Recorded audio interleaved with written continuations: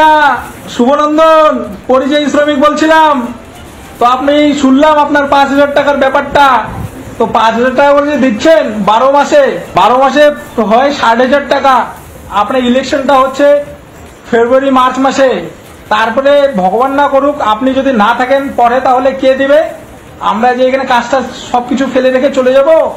এই যে 2টো রুম নিয়েছি, একটা এই যে 2টো, ঠিক আছে, 2টো রুমের ভাড়া হচ্ছে 12,000 টাকা মাসে। পুরো ফ্যামিলি মিলে 75 থেকে 80,000 টাকা কাজ করি এখানে। তো বাড়ি গেলে তিনজনের হয় 15,000 টাকা, ঠিক আছে। তো তার সাথে ইলেকট্রিক বিল, খাওয়া দাওয়া, আরো খরচা বেড়ে যাবে। তো 15,000 টাকাতে কি হবে মাননীয়া? তার জন্য বলছি কাজ দিন, কাজ যোগ্যতা অনুযায়ী কাজ দিন, ঠিক আছে।